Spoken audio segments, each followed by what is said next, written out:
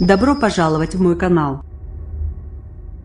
Le scan POLITIQEINFOGRAPHIE, le Premier ministre Édouard Philippe a dévoilé ce mercredi le contenu de la réforme des institutions qui prévoit, notamment, une baisse de 30% du nombre de parlementaires. Le Figaro revient sur le poids des élus en France comparé aux autres États européens. Le gouvernement a tranché.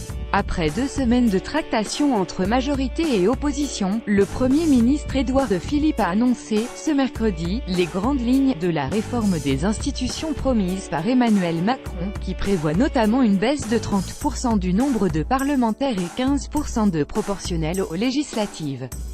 Lire aussi, réforme des institutions, 30% de parlementaires en moins, 15% de proportionnels conformément aux engagements d'Emmanuel Macron durant la campagne présidentielle, le nombre de parlementaires devrait être réduit, après débat parlementaire, de 30% et une dose de 15% de proportionnels sera introduite dès les législatives de 2022.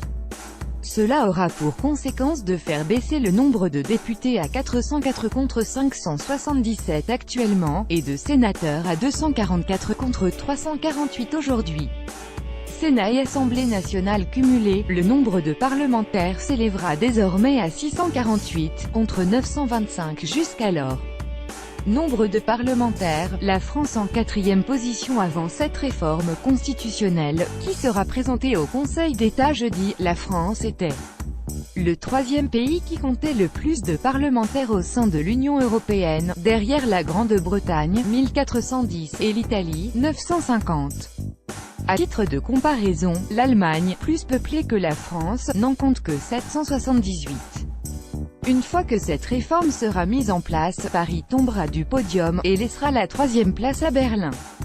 Derrière, seule l'Espagne comptera un nombre de parlementaires plus ou moins équivalent, 616.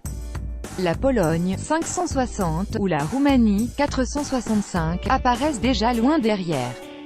Le nombre de parlementaires dépend également du nombre d'habitants par pays.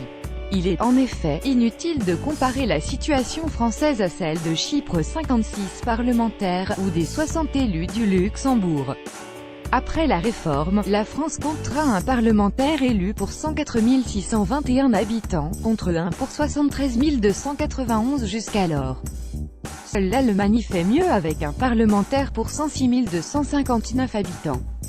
En revanche, la Grande-Bretagne ou l'Espagne ont un nombre d'élus par habitant bien inférieur, respectivement 1 pour 42 553 habitants et 1 pour 75 387 habitants.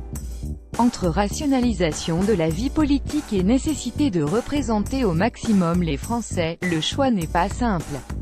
Le chef de file des Républicains au Sénat, Bruno Retailleau, a fustigé, ce mercredi, ce chiffre de 30% de réduction du nombre de parlementaires, jugeant que cela sacrifierait les territoires les plus fragiles.